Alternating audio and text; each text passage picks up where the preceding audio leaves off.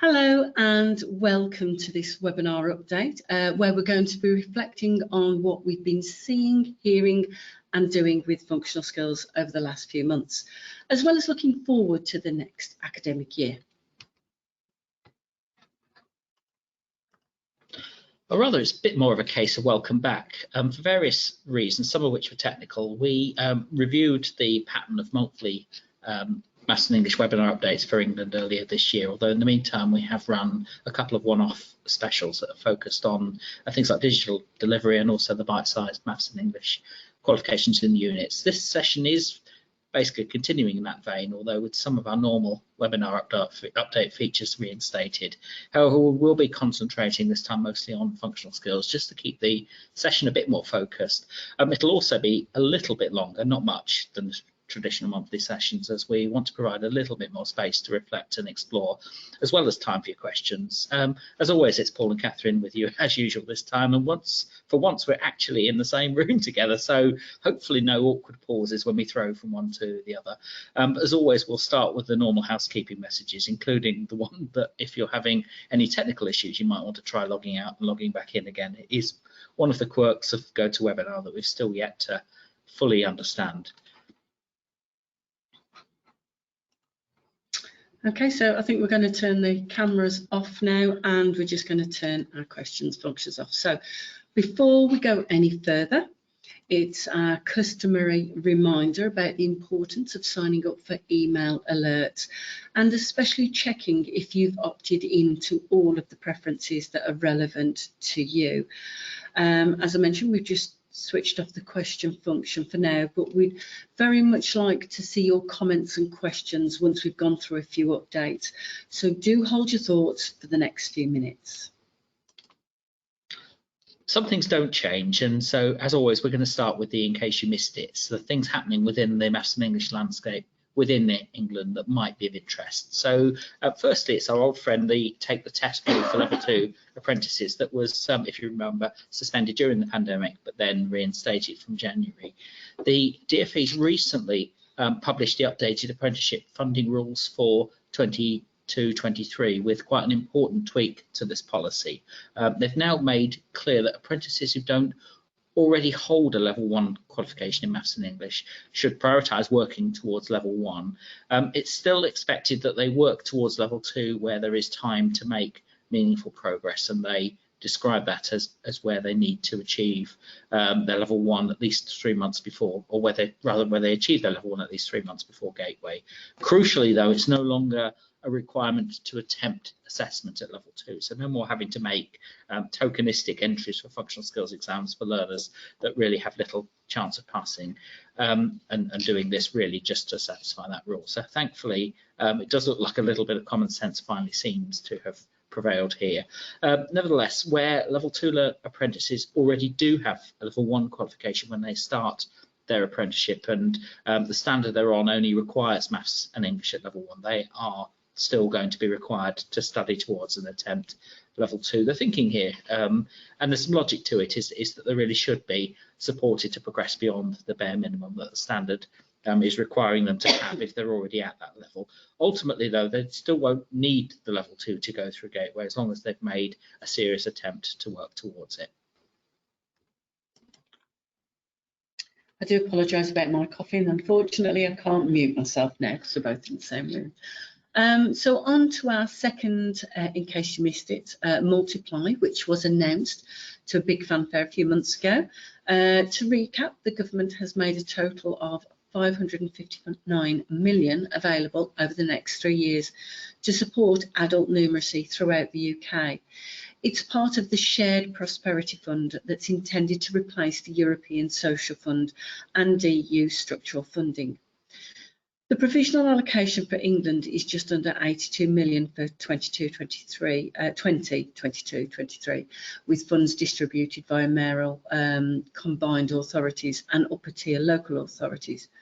The deadline for submitting plans is actually today, the 30th of June, and we know most MCAs and relevant local authorities have been busy putting together Multiply bids over the last couple of months. A couple of interesting points about Multiply. It's not intended to displace, replace or duplicate the existing adult education budget legal entitlement for funding for maths, though it is supposed to enable more innovative approaches, more flexible patterns of provision, and ultimately reach more adults who aren't currently engaging with provision. Level 2 qualification should still be the ultimate goal for learners, but multiply itself doesn't necessarily have to involve working towards a qualification, or at least not a high stakes one such as functional skills or GCSE. That said, there might in some cases be the potential to use more flexible ways of recognising progression and achievement, such as the bite-sized maths and English qualifications and units, including some of the ones that are no longer eligible for AEB funding. Finally, I hope you got a chance to get involved in National Numeracy Day last month. We were delighted to be one of National Numeracy Day's lead supporters, and we remain one of the National Numeracy's project partners. One thing we found particularly valuable about the day, aside from it being generally a good thing to talk about the importance of numeracy and maths, was the opportunity to engage colleagues in the big number matter. For example, we organised a session with each of our technical advisor colleagues who work across a multitude of industry areas to talk about their own experiences and honestly some struggles as well with maths and how they overcame those and what the challenges remain for their industry. And we're aware of lots of other really good examples from the day being used to drive discussion and reflection. Excuse me. And if you're planning to attend the Functional Skills Delivery Network Conference in Leeds on Monday the 11th of July, you'll see that I will be one of the keynote speakers. We're really pleased to be supporting this event, although Craig Lane from Luminate Group deserves the real credit for pulling it together and taking his vision of functional skills practitioners talking to each other from an idea to a LinkedIn group to what will hopefully be a really successful event. I know the places are limited, so I would be quick if you want to grab a spot, as this is a free event. Also, please do come and say hello if you are attending. Okay, next we're going to step away from functional skills for a moment to talk about everyone's favourite or least favourite subject, funding. The two recent developments which is going to affect the range of bite-sized qualifications, for example, maths, English skills, the 3847 suite, that appear on the DfE's list of qualifications approved for 16 to 18 delivery in England, what those of you with longer memories might recall used to be known as the Section 96 list. Firstly, to just get all of this into context, let's understand what the approved list means in practice here. Sometimes this does get a little bit muddled and misconstrued. There are a set of qualifications that the DfE has specifically approved as recordable learning aims, i.e. aims that can be recorded on the ILR.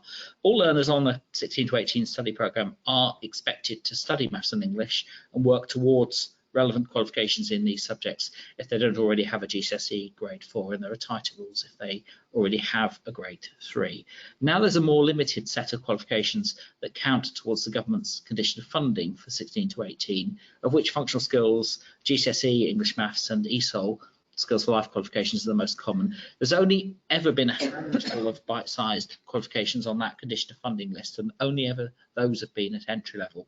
Now what's changing from this August, the new funding year, is that the DfE has taken a decision as part of its wider review of level 2 and below qualifications to basically remove anything other than functional skills, GCSE and ESOL from level 2, at level 2 rather, from that approved list. They've also conducted a fairly brutal cull of qualifications that had been judged to have little or no take up during the previous year. So as a result of that, all of qualifications at level 2 have gone, but also all of the single unit qualifications within 3847, along with a few themed awards at entry 1, 2 and 3, as well as some at level, at level 1, are going to fall off that list. But as I said, being on that approved list only matters if the qualification has been recorded formally as a learning aim. So for example, if it's just being used in year to boost learner confidence and support for their progression, as is quite often the case with these qualifications, they won't necessarily need to be recorded as a learning aim if the ultimate objective is for them to work towards a functional skills qualification that they've also been enrolled for, and that there aren't any hours being assigned specifically to the bite-sized qualification. Hugely important also to bear in mind that we're only talking about 16 to 18 here. There's already been a cull of bite-sized qualifications that are fundable for 19+ learners through the adult education budget. And as far as 3847 is concerned, the 3847 suite is concerned, there haven't been any further casualties for AEB funding as a result of the level 2 or below on the low or no take up. There's already been a lot of qualifications that have already fallen off, and for adults there is the added safety net, and this doesn't apply at 16 to 18, but it does for adults, of it still being possible to claim funding for individual components of fundable qualifications, which in the case of 3847 in practice means almost any unit within that suite up to and including level 1 can potentially be funded. A lot of information there. And if you're looking for more information about funding, don't forget that we produce these 2 guides each year that list each of the City and Guilds Maths, English and ESOL qualifications and units that are approved as fundable learning aims. One thing we've made a point of including in these guides is embedded links to the Finding a Learning Aim listing for each individual aim. So you don't just have to take our word for the qualification or unit being fundable. We are currently working on the 2022-23 editions of these guides, taking into account of the level 2 and below and low/no take-up changes. So look out for these. We're also thinking it might be a good idea to run a maths and English funding webinar over the summer or just after, to walk through all of this stuff and what it does or doesn't mean. Just another bit of news relating to the new digital functional skills qualifications, or DFSQs, that are effectively due to replace the current functional skills ICT qualifications from next year. We've recently informed Ofqual that we will be applying to offer these qualifications, and we're planning to do so once they become available for first teaching from August 2023. The digital functional skills qualifications are or will be based on the same framework and standards as the essential digital skills qualifications that a number of other awarding organisations have started offering recently. But there are also some important regulatory differences, and the DfE has published a separate subject content document specifically for digital functional skills. But whilst we're on the subject of essential digital skills, you may have seen that we took a decision earlier this year not to proceed with our own suite of essential digital skills qualifications, but instead we're going to focus on DFSQ. However, one important point to bear in mind if you are currently delivering functional skills ICT, one of the other consequences of the DfE's level 2 and below review is they're going to stop funding functional skills ICT at level 2 from this August, so a whole year before the qualifications themselves are due to be withdrawn. Next, here's a quick recap of some of the things we've added or updated over the last few months. Firstly, we've added a new sample paper set for functional skills maths at levels 1 and 2 just before Easter. It's not on Open Assess just yet, only in PDF form, but it will be going on there soon. We've also had a new maths examiners report and an updated expanded guidance for delivery coming very soon, so do look out for these. And last autumn, we published an overview of exam pass rates, i.e. the percentage of tests taken that resulted in a pass grade during 2020-2021. It's important to read these figures alongside the accompanying commentary. And of course, with assessment available on demand throughout the year, we'll always see fluctuations in pass rates as the candidates with different levels of preparedness present themselves for assessment. A couple of months ago, we relaunched the 10 steps guide to getting set up with functional skills, updating some of the content as well as adding the new green branding that we're going to be using for all of our maths, English and ESOL products and services. And finally, we launched a new version of Open Assess during the early part of last autumn. The Open Assess platform, just to recap, can be used to deliver sample functional skills exams in the same on-screen format as the live Evolve system, with tutors then being able to access learners' responses so they can mark and feedback and hopefully make more informed judgments about their readiness to attempt the real thing. One recent change we've made to Open Assess is that you might not have noticed is now it's possible to select the sample paper versions manually for each learner, instead of them being chosen at random. So if you specifically want a learner to attempt sample paper 3, you can now do so. Anyone who's been to our recent networks will be familiar with the next couple of slides, but just again to recap, I think recapping is a bit of a theme today on the range of resources we have available to help you with your learner's journey. There are two main platforms that can be used to support teaching and learning. Firstly, SmartScreen, which provides digital teaching and learning resources for tutors and learners, providing you with a scheme of work, interactive e-learning worksheets, activities, speaking and listening videos, and a large selection of maths and English videos. Separate to that then, there is then eFunctional Skills, which gives learners an independent online learning experience, running from an initial assessment through to creating a more detailed diagnostic to determine your learner's level, and from that there are then signposted individual learning plans produced, and the learner can work independently through their allocated work, or indeed tutors can load their own resources and share those with other tutors. Learners can then test their own skills in testing their knowledge and through mock tests. There's also, of course, Open Assess that we mentioned a moment ago that can be used to help learners prepare for taking their live functional skills exams on screen, as well as the paper PDF sample papers. And just to put that learner journey into a bit more context and illustrate that we're able to provide support and add value at every stage. Another point that's sometimes missed is that we also now issue digital credentials to every functional skills learner as a matter of course. It doesn't replace their actual qualification certificate with the Ofqual logo, but the credential is more easily shareable on social media and elsewhere, and the metadata that sits behind it can give a prospective employer more insight into what was involved in achieving the qualification. For example, we've included a summary of the relevant subject content. And I've just noticed something that we did actually miss off this, and perhaps that's something I'll move forward, is centre analytics. So not to forget that we do have the centre analytics that you can look at a little bit more into the digital resources. We've done some webinars on them. So if you're unsure how to use that one, please do go and have a look at those. Now, we're still running a few more Connect Share networks during July, and you can find a complete list of dates and booking details on our Maths and English Eventbrite page. It's City and Guilds Maths English Eventbrite.com. Those sessions were never intended to be about us standing at the front providing you with all the answers. The purpose was always to bring practitioners together to share experiences, successes, and yes, struggles too. They're facilitated by one of us so we can keep the discussion flowing, add a few relevant prompts and bust a few myths, but the session belongs ultimately to the people attending it. For most of this year, for obvious reasons, the sessions have had to be virtual, but over the last couple of months we've stepped back out onto the road for some slightly longer sessions where there's a little bit more time to explore issues and possible solutions. And it goes without saying that there will be more events in this Connect Share network format after the summer and throughout the autumn. Do look out for the dates as we confirm these.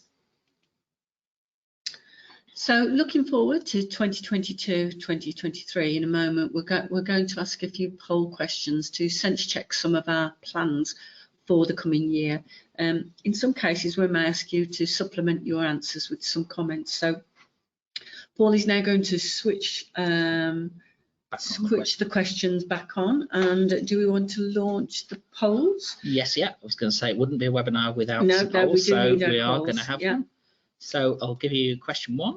Okay, so question 1 is, which of the following Connect Share network events would you be interested in attending in 2022-23? So is it virtual, face-to-face?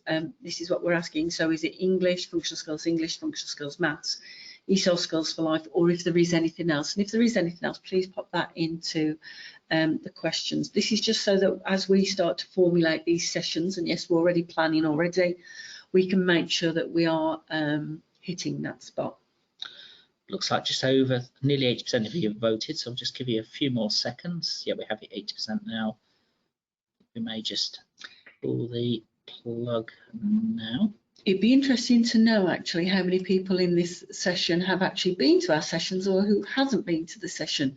So that would be interesting to know as well. I'll just share the results for this one just so you can see those. And it looks like Maths Virtual's topping the popularity list, which, if I'm honest, is probably not a huge surprise, and English obviously a little way behind.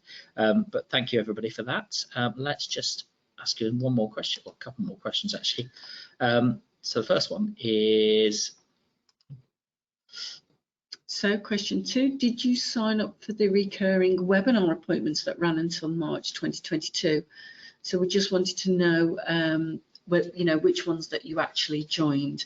Again, because as we mentioned earlier, that we sort of changed our format slightly, and we're going to be thinking about how we can do that for next academic year. Now you're all sort of on the forefront running as well with all of your learners. Okay, it looks like about 3/4 of you voted, so we'll just give it another moment or two. Okay, there. Okay, I think that's most people voted now, so I'm going to close that poll and share the results. Just share the outcome. Oh, it's very interesting. It's interesting. Well, quite a lot of you that have not signed up to those previously, so welcome if this is one of your first events. But actually, yeah, obviously it looks like most people did attend at least some of those, so that's useful for us to know. So thank you again, everybody. Just one more question to fire at you, and you may have seen us allude to it on this slide. So we're just going to ask you the question now. So we just want to know would you subscribe if we launched a series of maths and English themed podcasts? So that's something that Paul and I have been talking about for quite a bit. Just as a bit of a supplementary, one of the things that we're also actively doing at the moment is scoping out possible topics for that, were we to do so. So yeah, obviously by all means stick any ideas in the Q&A box if they occur to you, or anything that you particularly like to hear. Yeah, that would be good. And also regarding the networks as well, if you've got any ideas, this is something that we always ask in the Connect Share networks. We always we like to get a lot of feedback. So as all the networks that we do formulate is from feedback. So we're really sort of keen to get that together. Okay, I think most people have voted, so I'll just give a moment or two. I think we're there pretty much. Right, okay, we'll close that.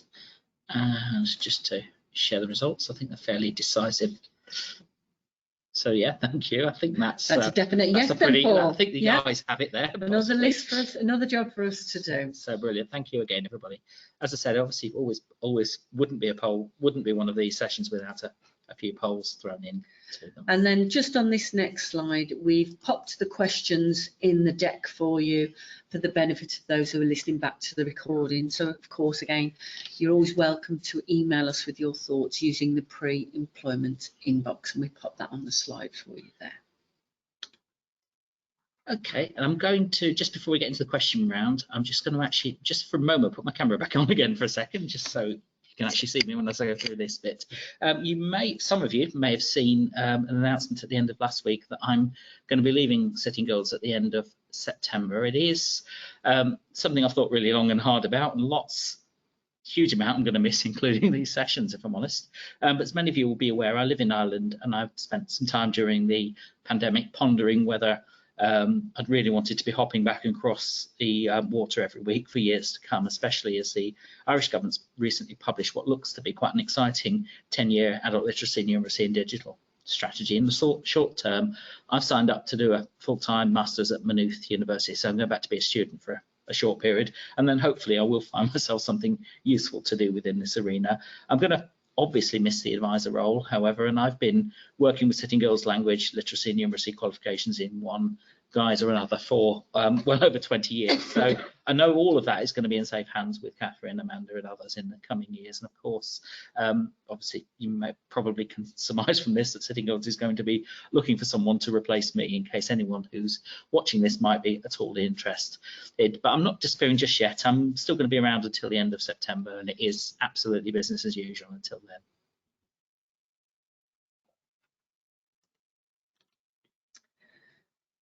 Okay, so time for questions, and as always, you're welcome to use the Q&A box. And while we're just going to give you a moment to digest that sad news, I just think I speak for everyone when I say that you will be missed, Paul, and that we do wish you well in your new exciting adventure. I wonder if everybody's actually got over the shock yet, and let's have a look, see if we've got any questions. Okay, just looking.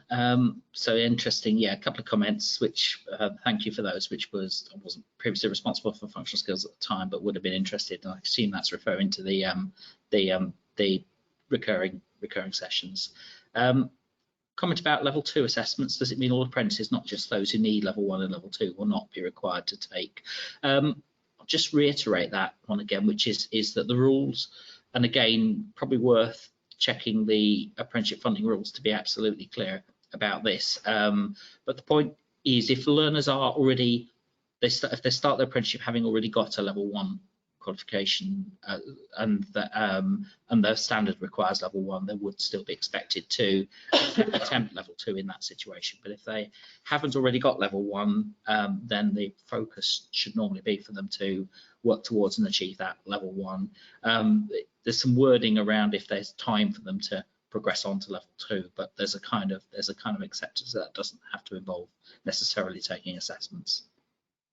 Can I just go back to that first question for that individual, George, that you said you weren't privy to them before because you wasn't doing functional skills? We will be bringing them back next academic year, and slightly different format again. Like I said, we're going to be changing that, so there will be, the webinars will be continuing as we move forward, and there will be other things as well. So, which is why it's really, really important to sign up to the email updates, which you can find at the bottom of any of our web pages. So you literally click on email update, put your contact details in, and then you choose your preferences. So if you can do that, then it's usually Amanda that will send it, our industry manager, Amanda Kelly, will send out the alerts, and we'll let you know what's happening and what those changes are moving forward. And also you can keep updated on our events and webinar webpage as well. Yeah. There's a couple of very nice comments from people, so thank you for those. I'm slightly embarrassed, but thank you for that. And yeah, so lovely to hear. One other comment, I was wondering if there are any textbooks or workbooks you'd recommend for functional skills maths at entry 1 to level 2.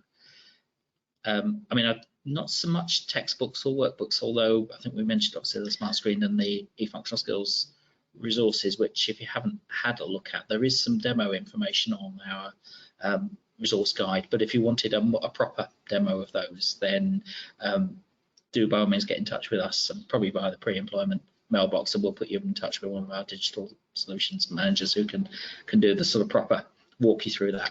Yeah, and also if you've never attended one of the Connect Share networks, they're really good in terms of connecting with other trainer providers or teachers or within that area, and they actually share resources, swap email addresses. We talk about that in those sessions. So if you haven't actually been to one of those sessions, I highly recommend you attend those, and we're getting some good turnout on the face-to-face ones now. So I think moving forward, that's the way people want, but I think we will be keeping that hybrid version, so you can sort of tap into those again. So it's a really good way of connecting with other providers. Thanks. Another comment, which was about level 2 pass rates, and I guess having published that information earlier in the year, it obviously has put that into focus. I mean, it is something obviously we are obviously looking at quite closely ourselves, but obviously having conversations with the other awarding organisations and indeed with Ofqual, there's not necessarily, and it's about sometimes trying to understand reasons for that rather than necessarily it being a right or a wrong thing. But nevertheless, obviously it's something that we're continuing to keep a close eye on. Some of it may well be legacy of the reforms happening when they did in the pandemic, landing quite soon afterwards. But nevertheless, I think we're obviously mindful of that. Another comment, which was, does anyone have a digital skills assessment, as we now have to assess this for traineeships? And I think the honest answer to that is there is actually within, and it may not necessarily be appropriate for this, but within e-functional skills there is an ICT strand to that may be worth a look if you haven't already already done. So it is something obviously we're having to look at quite closely as part of the digital functional skills piece. So there certainly will be some work that we'll be engaging on, whether that necessarily help you in the meantime. I'm not sure, if I'm honest. Couple of the comments, just trying to scroll so we don't miss anybody. Is there any reason that reading test results seem to be taking take a particularly long time to come through at the moment? If I'm honest, I'm not aware of any particular issues. Yeah, this might be because there might be some new papers coming through.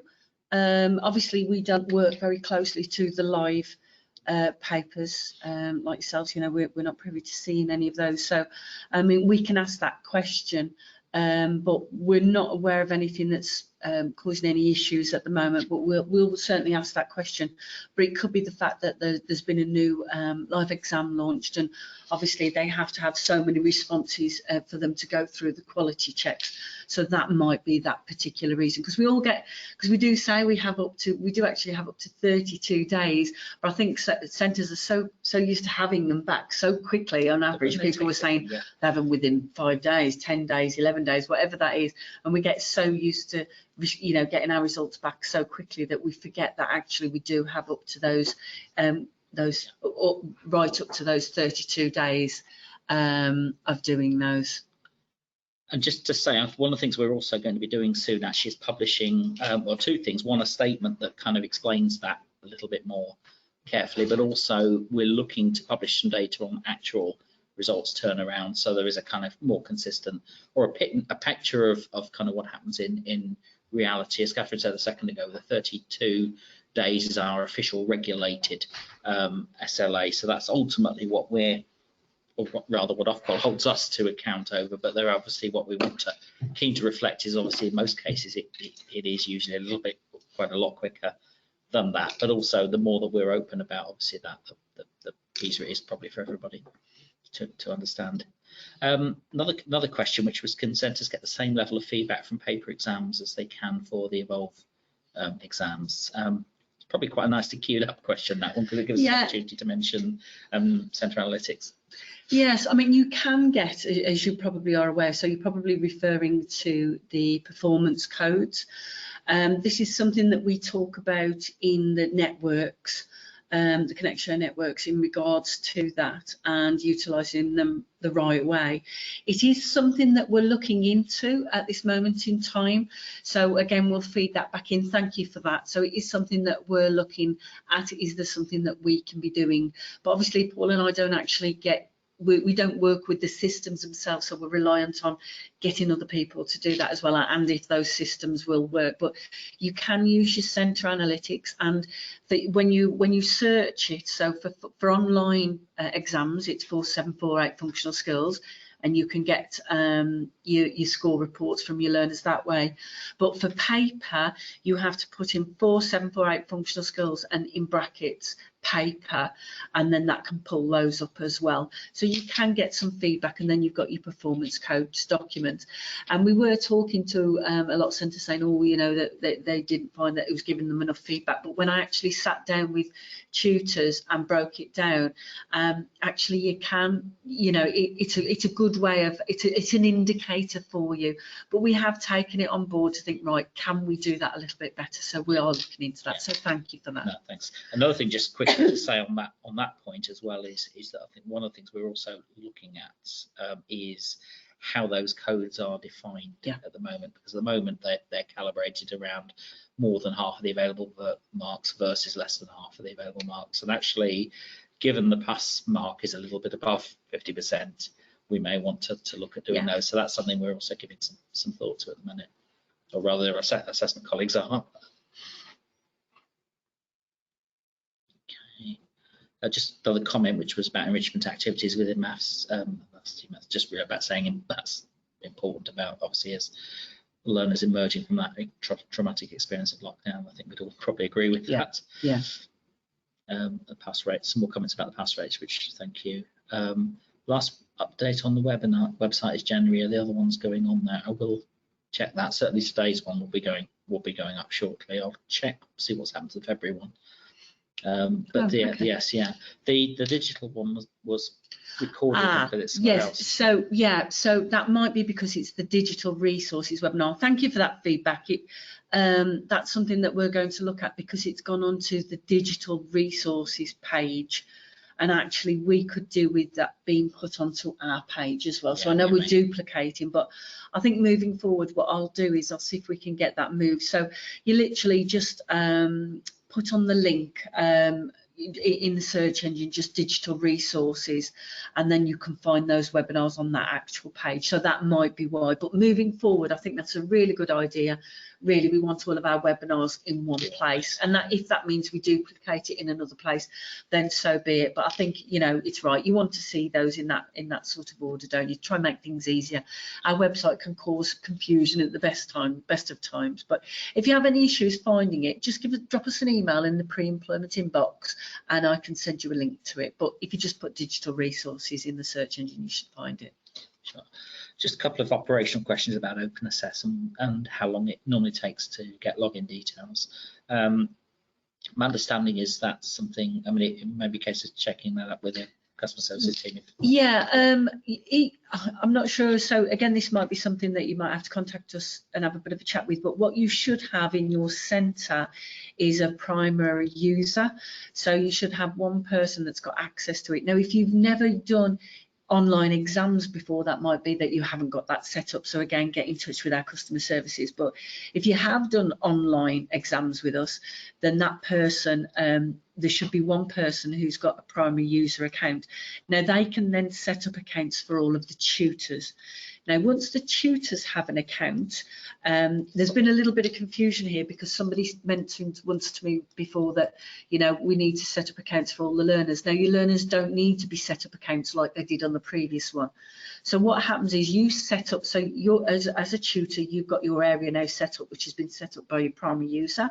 You're all ready to go, and then what you do is you're just allocating, so you create your learner in your area and you allocate them a test, and then what you'll give them is like you would in the live exam. You give them a link and you'll give them a key code and a pin code. I think it's a pin code, yeah, and it replicates the Evolve system. So they literally follow the link, they'll put the key code and the pin code in, and it brings it up. And then once they've finished and submitted it, it will then come back to you for marking.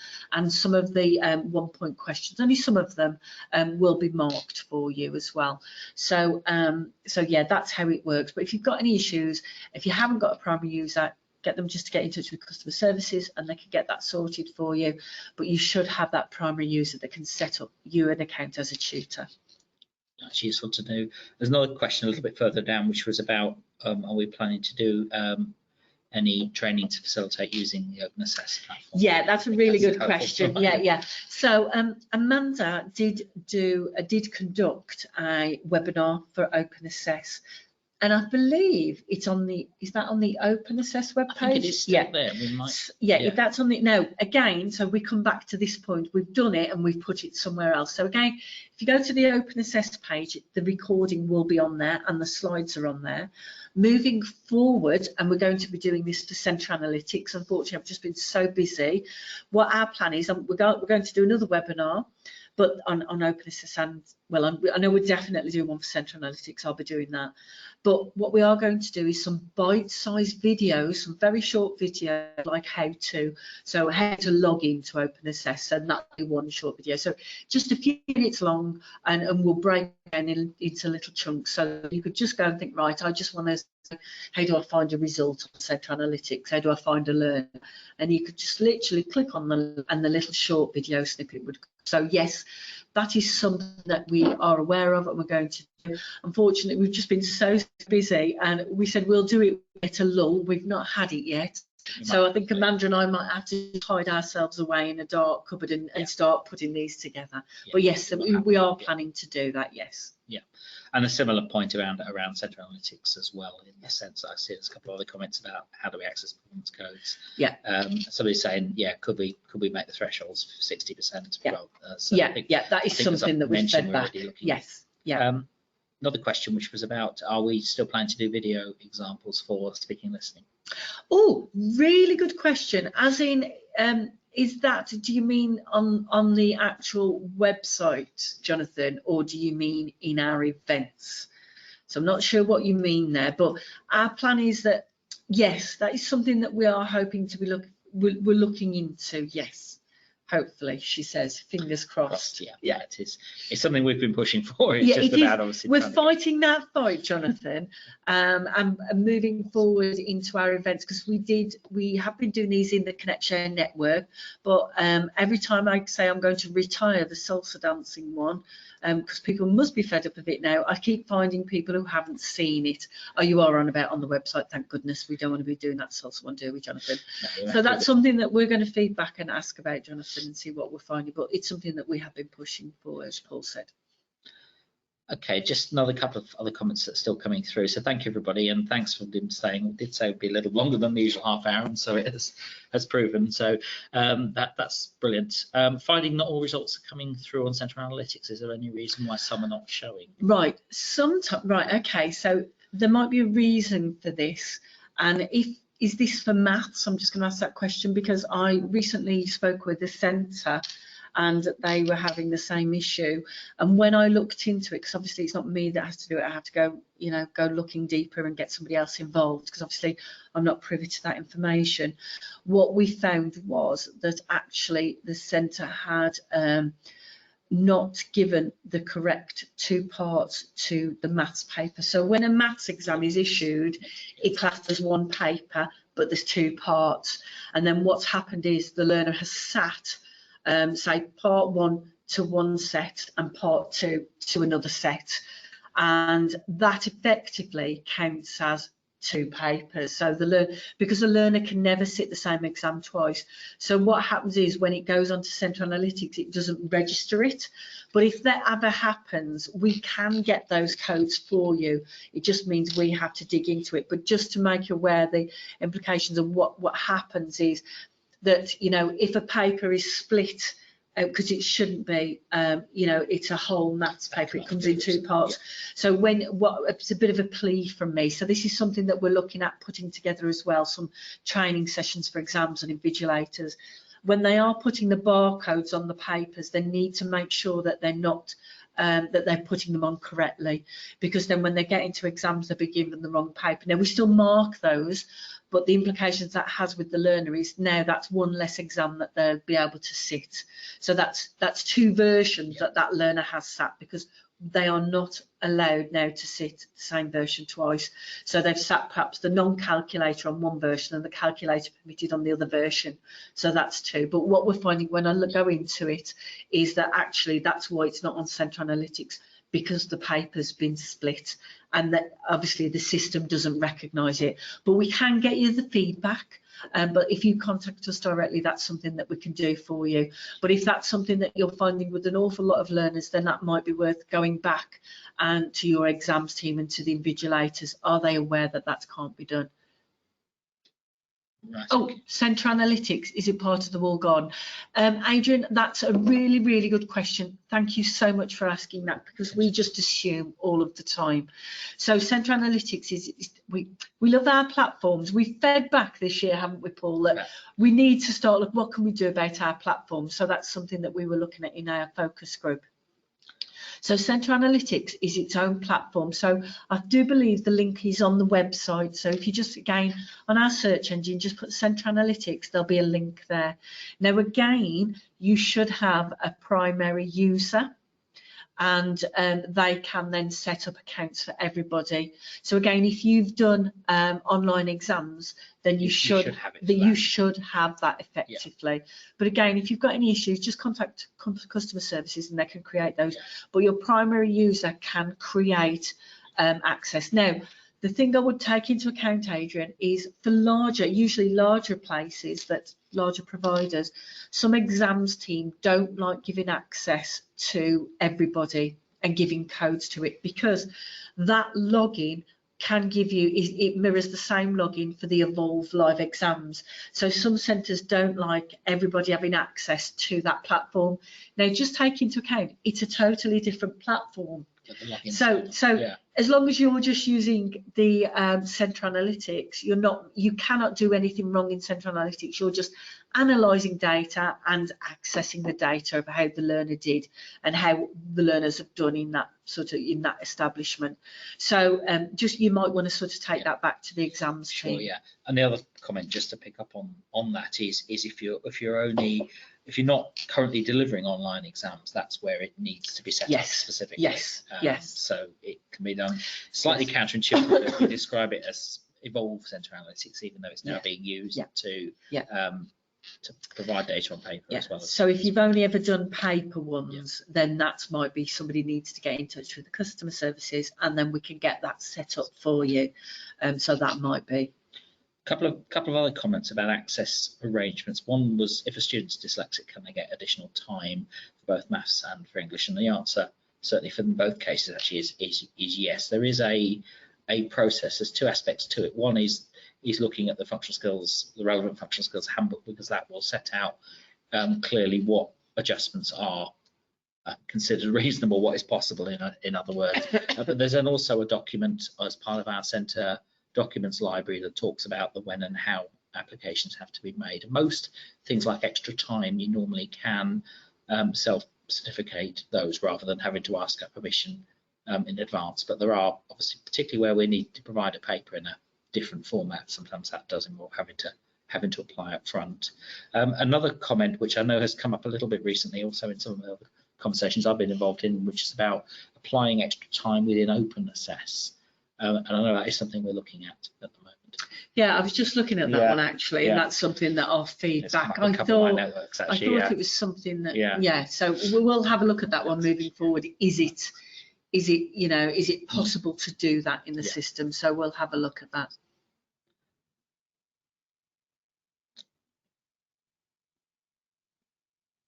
Okay.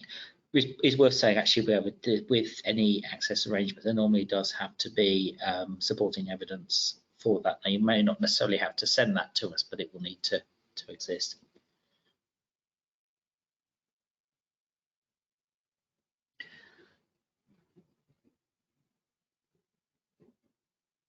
Okay, so I'm just checking through now. Sorry, I'm peering at the screen really funny, see if there's anything else that we've missed. See us pulling for a slide basis, that's just us reading everything. Just a couple of comments towards the end, which was just simply about the latest maths level 2 sample paper. Certainly anyone following social media will have seen that there's been some comments about one or two questions on that paper, just to obviously, I think, make everyone aware that we are aware of those, and certainly our colleagues in our assessment team certainly are as well. Yeah, and there was some, I can't remember where it went out, but there was some more feedback because what's happened is that it's more the interpretation of that question, thinking it's more than what it is. So we're looking back at our guidance for delivery in supporting you with that. If I'm honest, one of the things, and again, this is probably shouldn't be saying this, but I will, which is one of the reasons that's held up the publication of the new guidance for delivery, is that one of the things we particularly wanted to look into was that issue, actually. So that, do look out for that. Yeah, I think it's that gradient one that seems to be throwing everybody, and actually, again, and that happened, I believe, I think it was sample paper 3 when we put that out, and then we updated the guidance for delivery. We got some more feedback from the chief examiner, and people looked at it and went, oh, right, that's all they've got to do. So I think sometimes it can be overthinking it. But something we've been discussing in the Connect Share networks when we're looking at some work samples is how can we be supporting you moving forward? And that's something that we're looking into, some work samples to see if we can get some of those done for you as well. So, and as mentioned earlier, we've got some samples, work samples of speaking and listening on the website. That's been a new one that's been changed this year as well. Okay, and are we planning to do any more level 2 sample papers? Some of the others look a little bit outdated compared to the newest ones. That's our plan. It's the plan, yes. Paul and I keep fighting for it, so we're still fighting that good fight, and we are pushing forward with that. As you can imagine, lockdown just put a halt on absolutely everything. And then when we all started back up again, our focus has been with the live exams, and in this moment in time it's the busiest exam period. So hopefully once we start to slow down a bit again, hopefully that's what we'll be getting when we move forward, and it's something that we are asking for. And I think moving forward, and again this is something that we talk about, is those sample papers can be used as a template. And I speak to a lot of centres who create their own sample papers from these, but also it's about using those sample papers effectively, and are we spending that quality time with our learners to reflect, if they haven't answered that sample paper correctly, are we then going back with them, implementing some more teaching and learning? Are they the learners then having another go at those questions and really breaking them down, rather than just giving them another sample paper, because a learner doesn't get a lot from that. I'm not saying that's what's happening here, by the way, but it's just something that we're hearing from other providers, and that's what they're saying. It's about spending that little bit more quality time with those sample papers. Brilliant, thanks. Couple of other questions. One was about where can I find the data about what you need for reasonable adjustments. That might be something we do in the follow-up actually, which is the centre document. Well, there's two things. Obviously, one is the qualification handbooks in terms of what's appropriate for functional skills, or what's appropriate for each subject area. But the when and how document is on our centralised centre documents library, alongside all the various quality documents. So we can get a link to that out in the follow-up, I guess. And I can just see a comment from Vicky before we wrap up about the resources from the ConnectShare networks. Being a little bit sneaky here, Vicky, because you only get access to them if you attend them now, and that is purely because they're very, very interactive. So the slides mean nothing. So we want you to interact with them. Now, if you have attended one and you haven't had it, just drop us an email and we'll send it to you.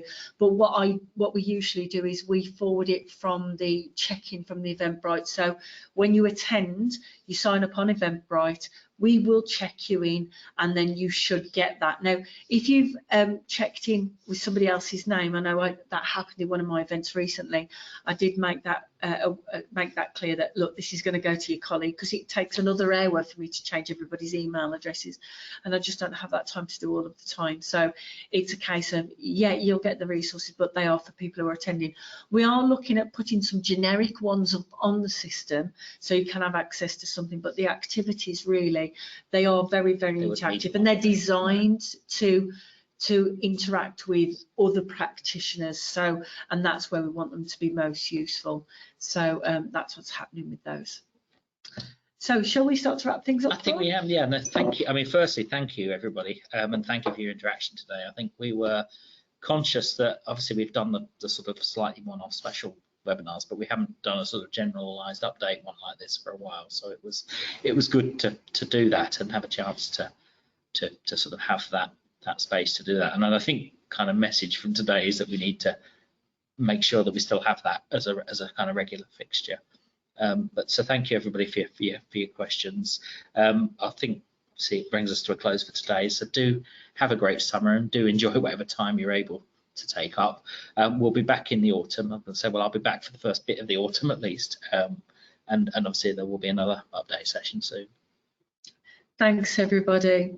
Enjoy your summer. Bye-bye.